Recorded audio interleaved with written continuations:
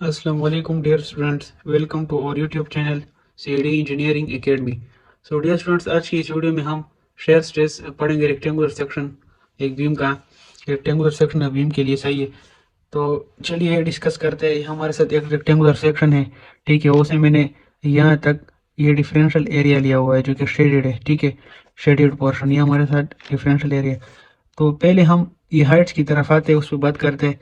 ये टोटल जो है ना, इसका हाइट हमारे साथ एच के बराबर होगा।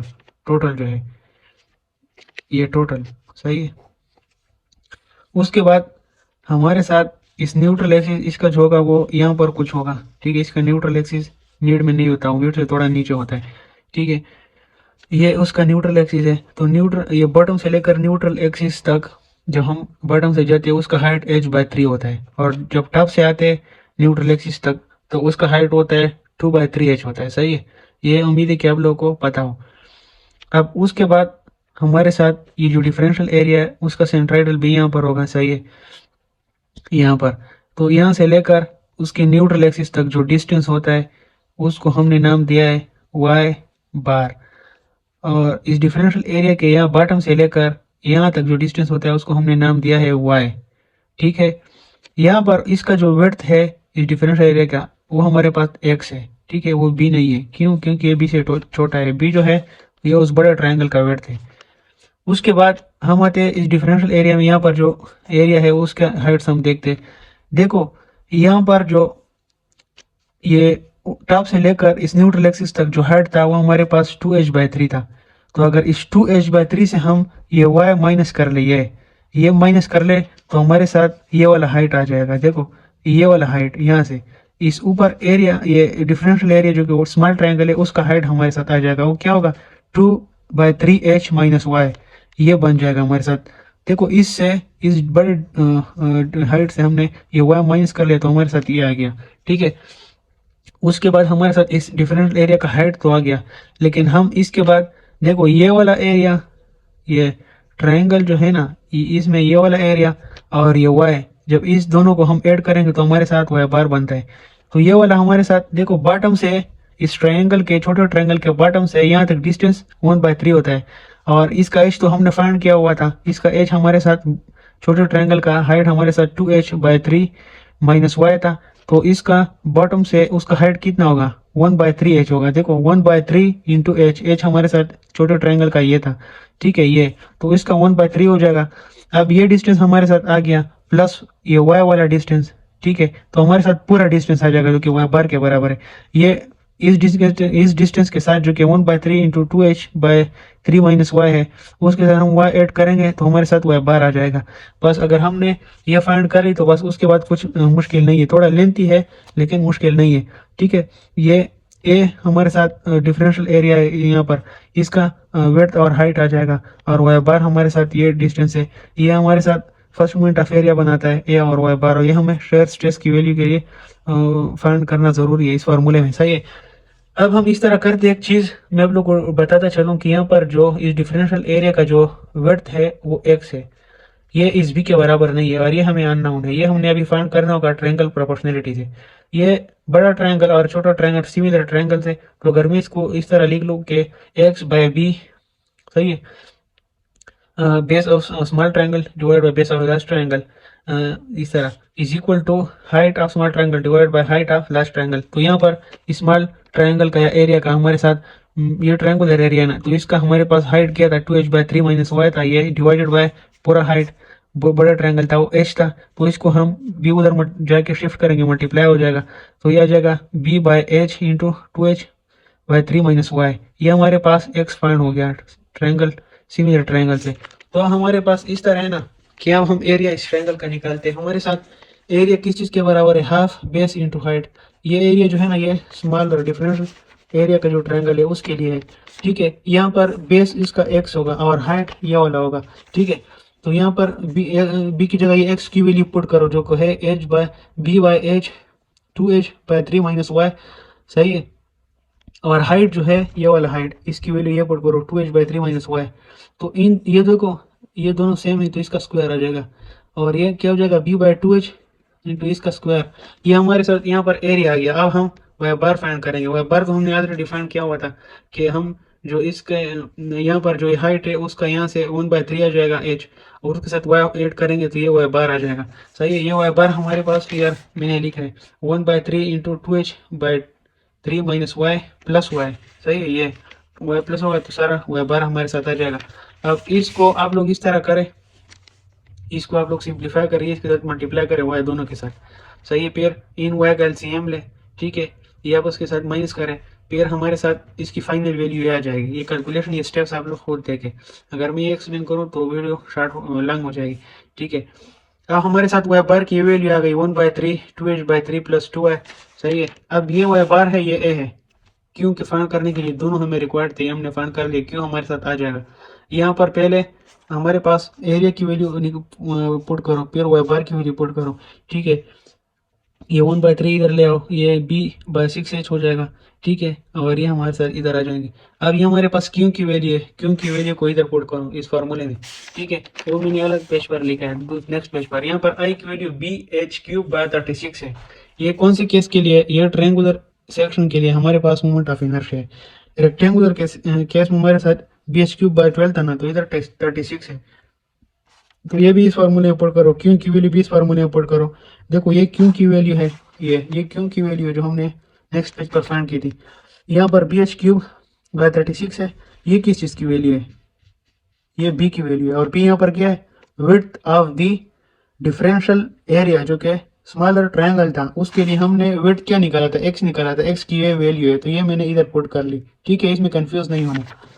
अब उसके बाद जो वैल्यूज आपस में कट हो रहे हैं वो आप आपस में कट करें, ठीक है, ये इसके साथ कट जाएगा, ये b/h इस b/h के साथ कट जाएगा, ठीक है। ये 36 यहाँ पर डबल डिवीजन में ऊपर जाके क्या हो जाएगा, मल्टीप्लाई डिवाइड बाई 6, 36/6 हमारे पास 6 आ जाएगा, तो ये 6 भी डिवाइड बाई bh³, सही है, उसके साथ हमारे पास ये दो वैल्यूज आ जाएंगी, ये एक इधर से कट जाएगा, ठीक है। अब उसके बाद इसको आपस में मल्टीप्लाई कर लो, ठीक है, इसको मल्टीप्लाई कर लो आप लोगों के साथ, फाइनल इक्वेशन ये बन जाएगा, ठीक है, ट्रायंगुलर सेक्शन के लिए शेयर की वैल्यू। अब अगर हम देखें यहाँ पर भी ये वेरिएबल जो है ये सेकंड डिग्री का है, तो यहाँ पर भी ये पैराबोलिक पाथ इख्तियार करेगा।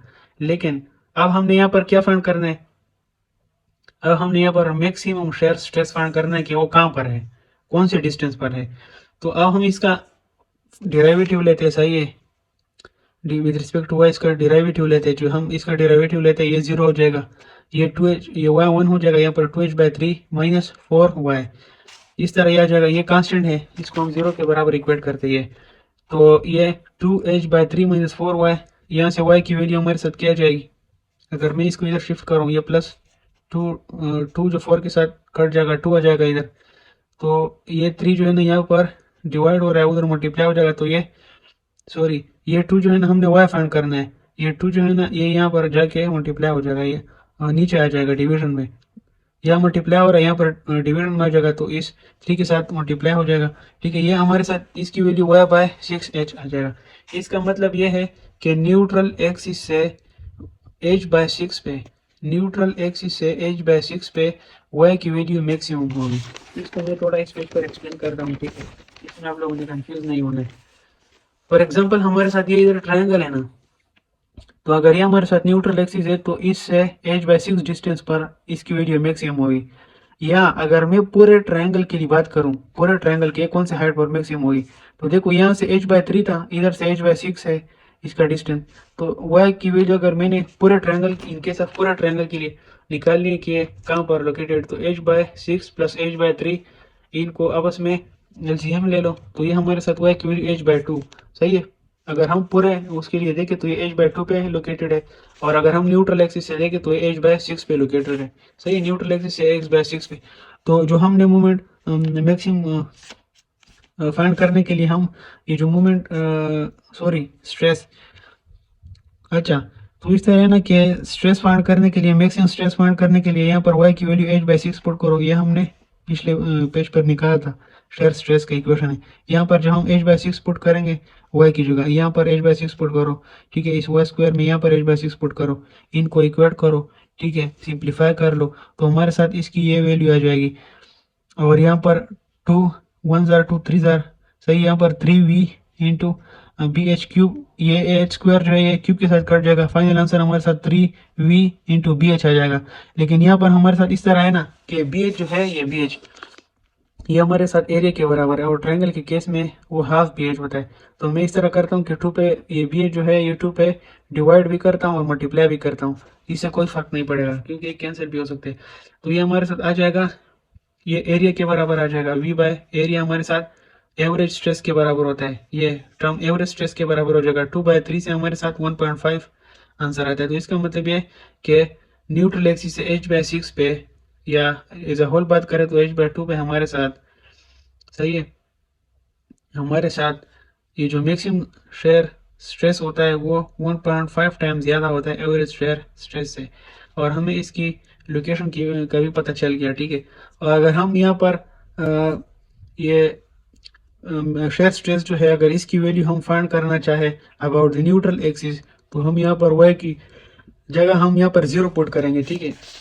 तो हम यहाँ पर इस तरह करेंगे कि न्यूट्रल एक्सिस पर अगर हम ये शेयर स्ट्रेस की वैल्यू फाइंड करना चाहे तो यहाँ पर इस इक्वेशन में यहाँ पर 0 आ जाएंगे, ये टर्म 0 हो जाएंगे, ठीक है। इसको हम मजीद सिंप्लीफाई करेंगे तो 8v डिवाइडेड बाई 3bh हो जाएगा। इसका मतलब है कि ये 2.667v/bh आ जाएगा। देखो यहाँ पर अगर मैं न्यूट्रल एक्सिस पे जो स्ट्रेस है अगर वो एवरेज स्ट्रेस के साथ कंपेयर करूँ, ये बी एच है ना, इधर भी आप लोग इस तरह करो कि 2 पे डिवाइड करो, 2 पे मल्टीप्लाई करो, तो हमारे साथ एवरेज स्ट्रेस की वैल्यू आ जाएगी, सही है।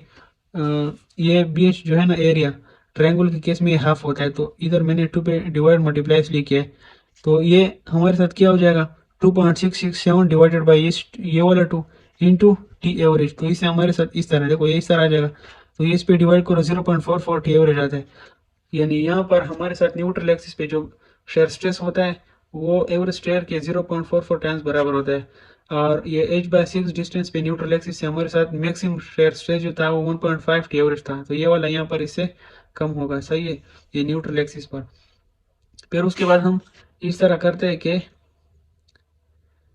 टॉप और बॉटम फाइबर्स पर हम शेयर स्ट्रेस की वैल्यू निकालते हैं। टॉप पर जो हम जाते हैं वहाँ पर डिस्टेंस क्या होता है हमारे साथ न्यूट्रल एक्सिस से, जो हम टॉप पे जाते हैं 2/3h होता है। बॉटम पे हमारे साथ h/3 होता है, लेकिन माइनस, क्योंकि न्यूट्रल एक्सिस से डाउनवर्ड हमारे साथ y की वैल्यू नेगेटिव होती है। तो देखो अगर दोनों वैल्यूज, ये दोनों वैल्यूज हम इस इक्वेशन में पुट करें, ये शेयर स्ट्रेस की इक्वेशन में यहाँ पर पुट करें, तो यहाँ पर हमारे साथ जो शेयर स्ट्रेस की वैल्यू है वो 0 आती है, ठीक है। फिर उसके बाद हम इस तरह करेंगे कि इसका शेयर स्ट्रेस डिस्ट्रीब्यूशन वो बनाते हैं कि किस तरह बनता है। देखो ये इस तरह बनता है, अगर ये हमारे साथ न्यूट्रल एक्सिस हो, ठीक है, ये हमारे साथ न्यूट्रल एक्सिस हो इस तरह, और ये हमारे साथ इस डिफरेंशियल एरिया का वो बेस एरिया है, ठीक है। तो यहाँ पर इस न्यूट्रल एक्सिस से h/6 डिस्टेंस पर हमारे साथ ये एक फाइबर है, ठीक है, इस तरह ये एक फाइबर है, इसकी वैल्यू सबसे मैक्सिमम होगी, ये टर्म मैक्सिमम है। और यहाँ पर न्यूट्रल एक्सिस पर हमारे साथ जो शेयर स्ट्रेस की वैल्यू है वो मैक्सिमम नहीं है, वो 0.44 TNA के बराबर है, टी एवरेज, सॉरी, सही है। ये टी टा न्यूट्रल एक्सिस पर उसकी वैल्यू है, यानी यहाँ पर इस केस में मैक्सिमम शेयर स्ट्रेस जो है ना वो न्यूट्रल एक्सिस पे नहीं है, जिस तरह हमने रेक्टेंगुलर के केस में देखा था, वहाँ पर मैक्सिमम न्यूट्रल एक्सिस पर आ रहा था, लेकिन यहाँ पर न्यूट्रल एक्सिस पे नहीं आ रहा है। तो ये इसका बिहेवियर पैराबोलिकल है, इधर तक इस तरह पैराबोलिकल बनाओ, इधर से भी इस तरह पैराबोलिक बनाओ, तो ये उसका शेयर डिस्ट्रीब्यूशन का कर्व बन गया। तो ये थी आज की हमारी वीडियो, उम्मीद है कि आप लोग को अच्छी लगी। फिर मिलते हैं नेक्स्ट वीडियो में और कंसेप्ट के साथ, तब तक के लिए इतना ही। दुआओं में याद रखिएगा और चैनल को भी सब्सक्राइब करें, वीडियो को भी लाइक करें। खुदा हाफिज़।